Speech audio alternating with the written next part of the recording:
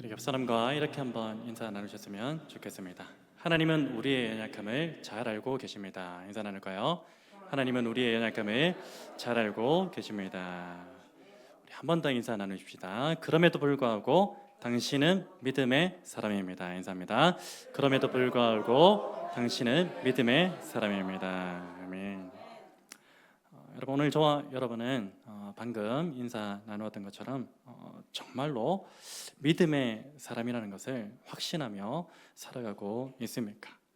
그렇다면 저와 여러분이 그 믿음의 사람이라는 근거는 과연 무엇일까요? 그리고 믿음의 사람에 대한 그 기준은 과연 무엇일까? 우리가 생각해 볼 필요가 있을 것입니다. 결론적으로 말씀드리자면 오늘 저와 여러분이 이 믿음의 사람이라는 근거와 기준은 다른 것에 있는 것이 아니라 오직 예수 그리스도의 영인 줄로 믿습니다.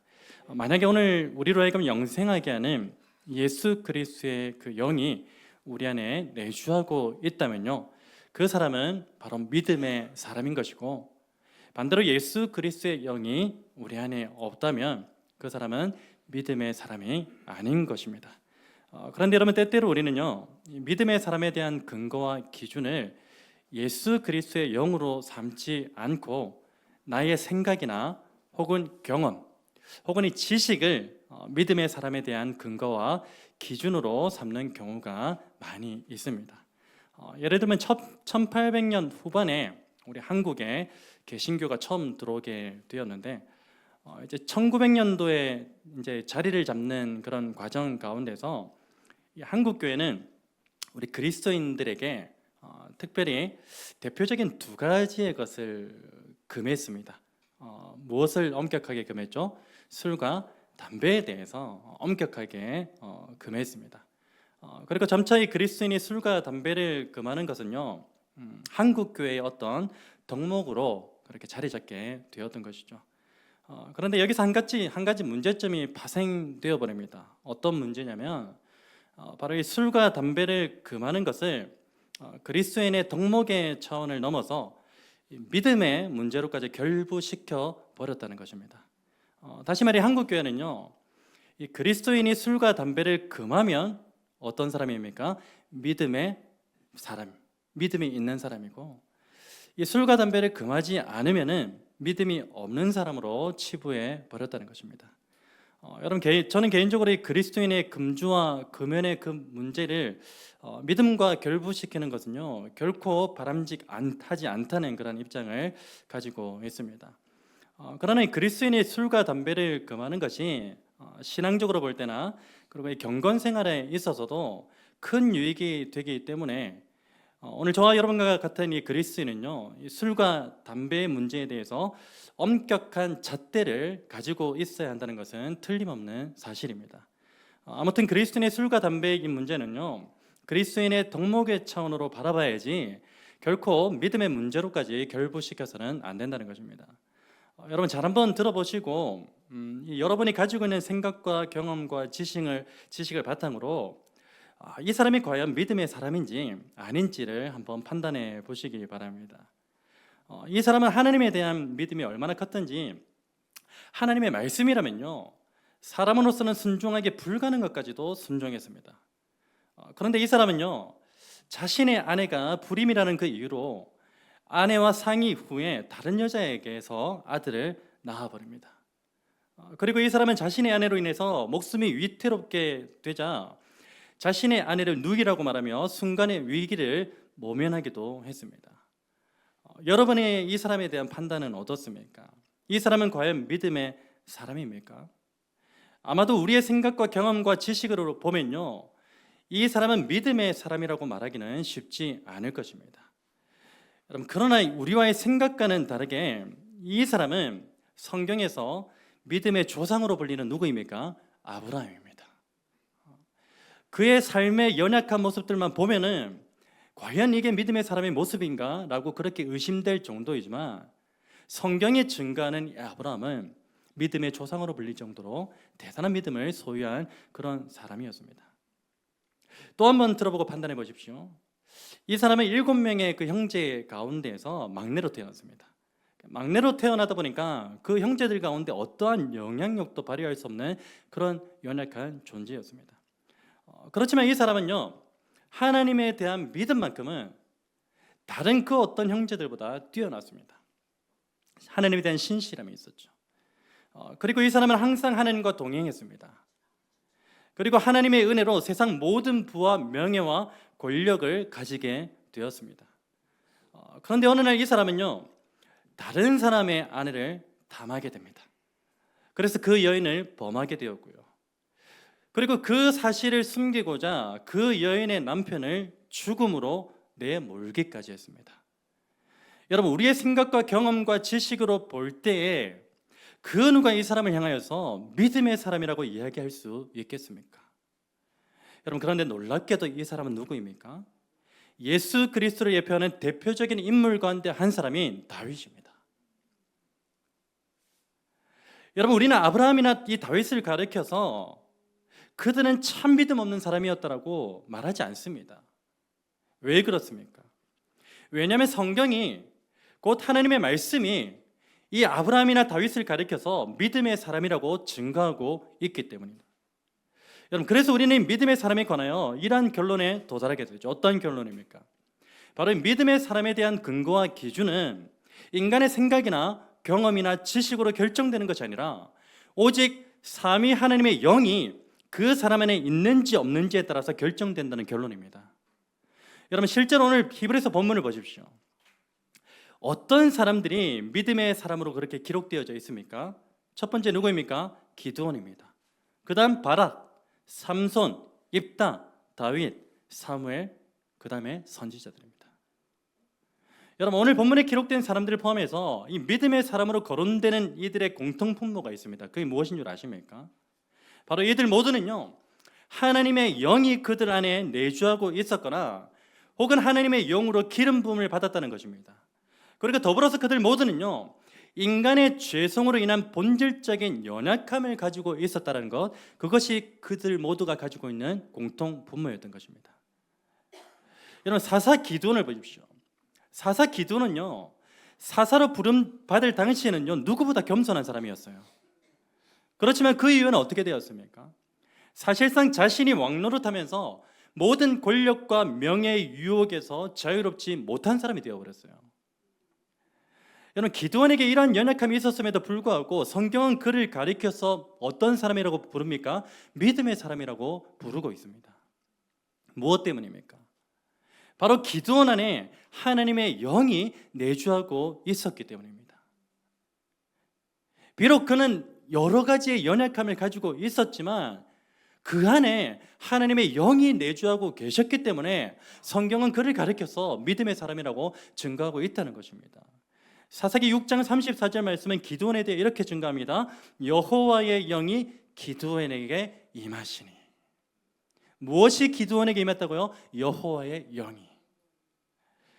여러분, 지난주 살펴본 삼손은 어떻습니까? 삼손은 평생을 하나님의 자녀답지 못한 삶을 살았다고 해도 과언이 아닐 정도로 나시린과는 거리가 전혀 먼 삶을 살았습니다. 그럼에도 불구하고 성경은 그를 가리켜서 무엇이라고 증거하죠? 믿음의 사람이라고 증거하고 있습니다. 무엇 때문입니까? 바로 이 삼손에게 하나님의 영이 내주하고 있었기 때문입니다. 사사기 14장 6절 말씀이죠. 여호와의 영이 삼손에게 강하게 임하니. 삼손에게 여호와의 영이 임했다는 겁니다. 그 근거를 가지고서 삼손을 향하여 믿음의 사람이라고 성경은 분명히 증거하고 있다는 것입니다. 여러분, 또 믿음의 사람으로 불리는 사무엘은 어떻습니까? 사무엘은요, 이 하나님께서 사울을 버리시고 다른 왕을 세우시고자 할 때 대리인으로 부름을 받았습니다. 그때 사무엘이 이새의 그 아들들에게도 다 가죠. 그리고는 그 아들들의 용모와 키를 봅니다. 그리고 하나님 앞에 무엇이라고 고백합니까? 여호와께서 기름 부으실 자가 과연 주님 앞에 있도다. 그들의 외적인 모습만 보고서, 이 사람이야말로 하나님의 택하신 왕이다라는 그런 평가를 하면서 이 사무엘의 인간의 연약함을 여실히 드러냈습니다. 여러분, 그럼에도 불구하고 이 사무엘이 믿음의 사람으로 기록된 이유는 무엇입니까? 바로 이 사무엘이요, 하나님과의 친밀한 관계 속에서 하나님의 뜻을 구하며 그 뜻대로 선지자로서, 때로는 사사로서의 그 역할을 충성되이 감당했기 때문입니다. 여러분, 오늘 본문에 기록된 이 믿음의 사람들 가운데 입다라는 사사 역시 마찬가지입니다. 입다의 생애를 보시면요, 그가 사사로서 이스라엘의 구원자로 큰 역할을 했다는 것은 분명한 사실이에요. 그의 업적, 어릴 때부터 그 업적을 보면요, 입다는 어릴 적부터 소위 비주류의 삶을 살아왔습니다. 그는 길르앗 사람으로서 큰 용사로 불렸습니다. 그렇지만 어머니가 어떤 존재였죠? 기생이라는 약점을 가지고 있었어요. 그래서 이 입다는요, 이복 형제들로부터 상시 업신여김을 당했습니다. 그리고 결국은 그 길르앗 가문에서 쫓겨납니다. 그리고 돕이라는 이방 지역에 거주하면서 험하고 거친 삶을 이어갔습니다. 그게 입다의 삶이에요. 그리고 입다는 그곳에서 더욱더 용맹한 용사로 성장하게 됩니다.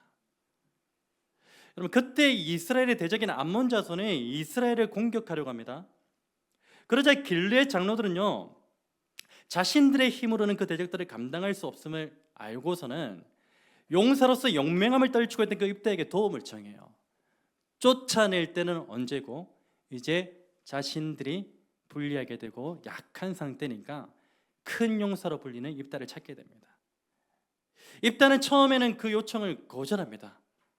그렇지만 전쟁을 이끌어주기만 한다면 길르앗의 머리로 삼겠다는 이 장로들의 거듭된 요청에 그 요청을 수락하게 되죠.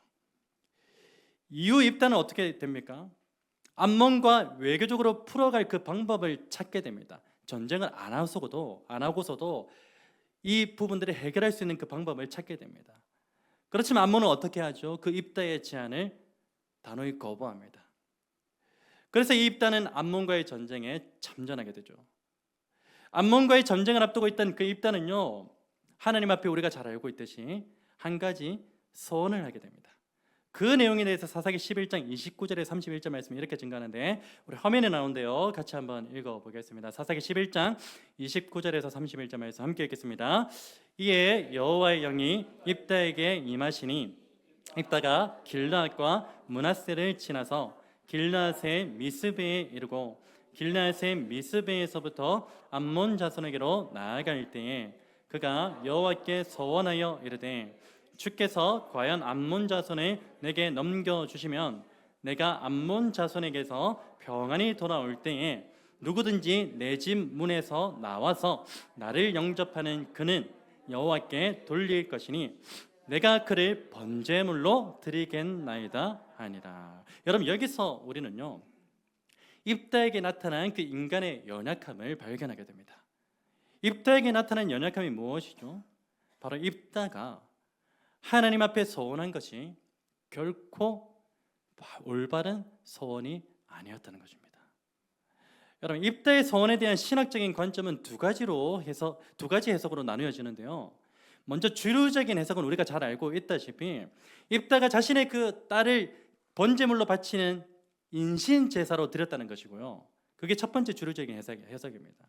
그 다음으로 어떤 해석이 주를 이루냐? 바로 입다가 자신의 딸을 번제물로 바치는 인신 제사가 아니라 평생을 성전에서 수종드는 여인으로 드렸다는 그런 해석이 두 번째 주류적인 해석입니다. 여러분, 입다가 자신의 딸을 인신 제사로 드렸다는 것이 주류적인 해석이 되고 있는 이유는 무엇이냐면요, 바로 번제물과 죽음이라는 그 단어의 원어적인 의미가 이를 뒷받침해주고 있기 때문이기도 하고요. 그리고 또 다른 이유로는 그가 돕이라는 그 이방 땅의 문화 가운데서 이 인신제사의 영향력 아래에 있었다는 그 사실 때문입니다. 그래서 입다가 자신의 딸을 실제로 번제물로 인신제사로 그렇게 드렸다는 것이 주류적인 해석입니다. 그리고 입다가 자신의 딸의 인신제사가 아니라 평생을 성전에서 수종드는 그 여인으로 드렸다는 그런 해석은요, 사사기 11장 29절에서 증가하고 있듯이 과연 여호와의 영이 임한 사람이 이 판단착오적인 결정을 내리는 것이 가능한가? 라는 그런 신앙적 이유 때문이기도 합니다. 그리고 도덕적인 잣대로 이 사건을 바라보는 시각 때문이게 돼요. 도덕적으로 어떻게 이런 일이 있을 수 있는가? 그래서 인신제사가 아니라 평생을 성전에 수종드는 여인으로 그렇게 드렸다라고 해석하기도 하는 것입니다. 여러분, 여기서 중요한 사실은 무엇입니까? 입다의 서원에 관한 신학적인 그 해석이 인신제사를 가리키든지 혹은 평생 성전 봉사를 가리키든지 간에 그 서원 자체는 하나님 앞에서 올바른 것이 아니었던 것이 중요한 요점입니다. 인신제사이든 성전 봉사로 드렸든지 그거 별로 중요한 게 아니에요. 중요한 것은 무엇이라고요? 그 서원 자체가 하나님 앞에 올바른 것이 아니었다는 겁니다. 왜 그렇습니까? 왜 그런가 하면 입다가 하나님 앞에서 서원한 동기를 보면 알 수 있습니다. 그의 어릴 적부터의 그 자라온 환경을 보면 그 동기가 무엇인지 잘 알게 되는 것이죠. 여러분, 그는 평생을 길르앗의 주류로 살았습니까? 아닙니다. 비주류로 살았어요. 왕따 비슷한 삶을 살아갔습니다. 형제들에게 업신여김을 당했어요. 형제들에게만 업신여김을 당했습니까? 길르앗 모든 민족에게 업신여김을 당하는 그런 존재로 이 입다가 살아왔습니다. 그리고 이번 전쟁에서 승리하기만 한다면 이제 어떻게 되는 거죠? 길르앗의 주류로서 살게 된다는 그런 헛된 기대 심리가 이 입다 안에 담겨져 있었기 때문에 그가 서원한 동기가 하나님 앞에 올바르지 못했다는 사실을 우리는 알 수 있게 되는 것입니다. 여러분, 입다에게서 나타난 인간의 연약함은요, 서원의 문제에서만 드러났던 것이 아닙니다. 사사기 12장에 보시면요, 또 그의 연약함이 드러납니다. 어떤 연약함인가 하면 길르앗의 동족인 에브라임 지파가 이 암몬과의 전쟁에서 승리하고 돌아오는 그 입다를 향하여서 무엇이라고 이야기하냐면 자신들과 함께 그 전쟁에 참여하지 않은 것에, 요청하지 않은 것에 대한 불만을 품고서 이 입다를 공격하려고 합니다. 그때 입다는 에브라임 족속에 무엇이라고 이야기합니까? 무슨 말하냐? 내가 너희에게 요청을 했는데 너희가 그 요청을 받아들이지 않았다라고 그렇게 이야기합니다. 그 반박을 하면서 입다는 결국 어떻게 하죠? 동족인 에브라임과의 전쟁을 일으킵니다. 그래서 우리는 그 유명한 사건 아시죠? 십볼렛. 이 사건으로 인해서 에브라임 족속이 몇 명이나 죽은 줄 아십니까? 4만 2천 명이나 죽었습니다. 4만 2천 명이나 되는 그 동족을 이 입다가 죽이게 되는 그 연약함을 발견하게 되는 것입니다. 여러분, 이것은 입다가 개인적 명예와 그 권리를 지키기 위해서 동족을 죽이게 되는 이 인간의 추악함과 연약함을 동시에 보여주는 그 사건으로 볼 수 있는 것입니다. 서원한 사건뿐만 아니라 이 사건, 입다의 연약함과 추악함, 인간의 본연의 연약함과 추악함이 여실히 드러나고 있는 것이죠. 여러분, 입처럼 입다는요, 자신의 명예와 권리를 되찾기 위해서 암몬 자손과 싸웠습니다. 같은 이유로 자신의 동족과도 싸웠던 연약한 존재가 입다였죠. 그런데 중요한 것은 무엇입니까? 그럼에도 불구하고 성경은 입다를 향하여 무엇이라고 증거합니까? 바로 믿음의 사람이라고 증거하고 있다는 것입니다. 여러분, 입다가 이 믿음의 사람으로 불리는 본질적인 이유가 있다면 무엇일까요? 그것은 바로 그가 사사로서 하나님의 대적이자 이스라엘의 대적인 그 암몬과의 전쟁에서 승리를 가져왔기 때문에 그가 믿음의 사람으로 불리는 것입니까? 이건 본질적인 이유가 아닙니다. 아니면 그가 어떻게 해서든지 하나님 앞에서 서원한 것을 지켰기 때문입니까? 이건 역시도 본질적인 이유가 아니에요. 그가 믿음의 사람으로 불릴 만한. 여러분, 입다가 믿음의 사람으로 불리는 본질적인 이유는 무엇이냐면요, 바로 사사기 11장 29절에 나와 있죠. 사사기 11장 29절에서 증거하고 있는 것처럼 입다에게 무엇이 임했기 때문에? 하나님의 영이 임했기 때문에. 그에게 하나님의 영이 임했고 그가 하나님께서 그와 함께 동행하고 계셨기 때문에 그를 향하여 성경은 믿음의 사람이라고 증거하고 있는 것입니다. 여러분, 그런 의미에서 오늘 저와 여러분은 스스로에게 이러한 질문을 던져보아야 할 것입니다. 어떤 질문입니까?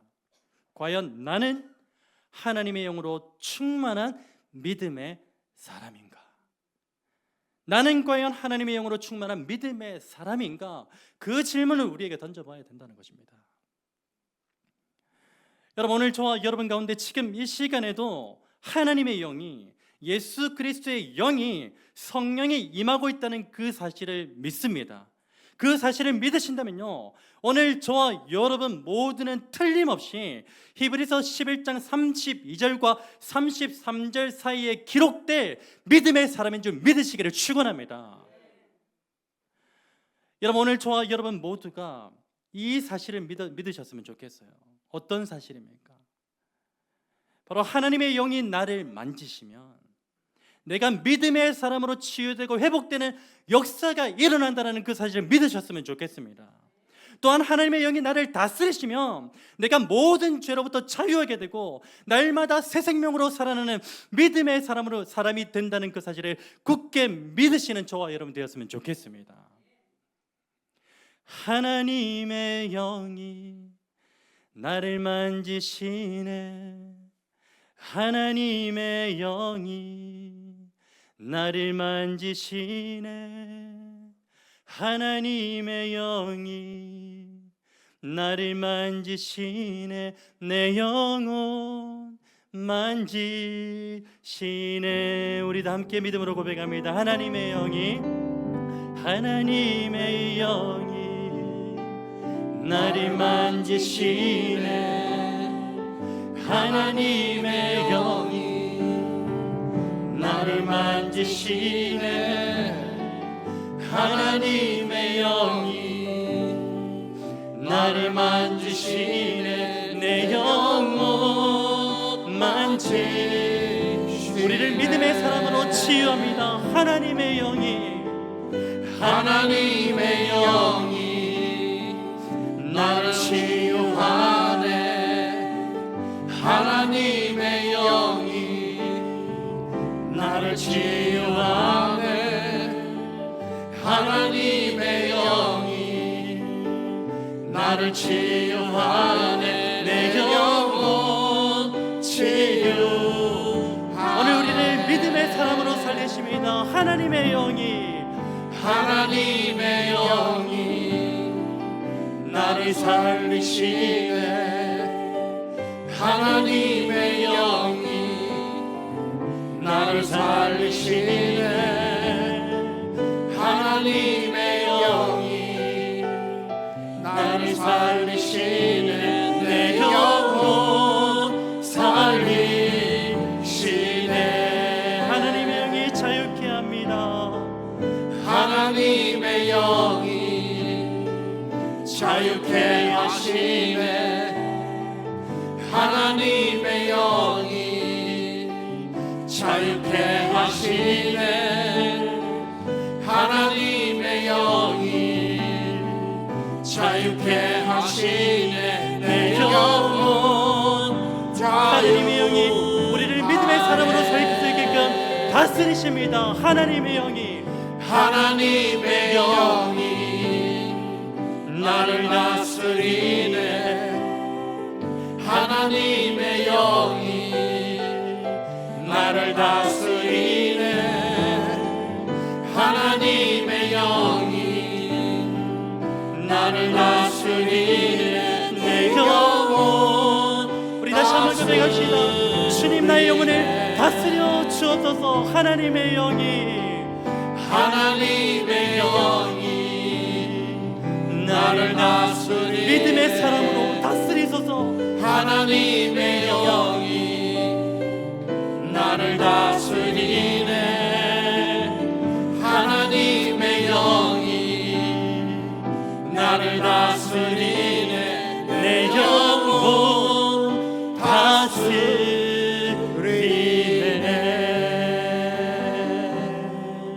아멘. 여러분, 하나님의 영이 우리에게 임하시면 이 찬양의 가사와 동일한 역사가 우리 가운데 일어날 줄로 믿습니다. 그래서 오늘 저와 여러분 모두가 믿음의 사람으로 온전하게 서게 될 줄로 믿습니다.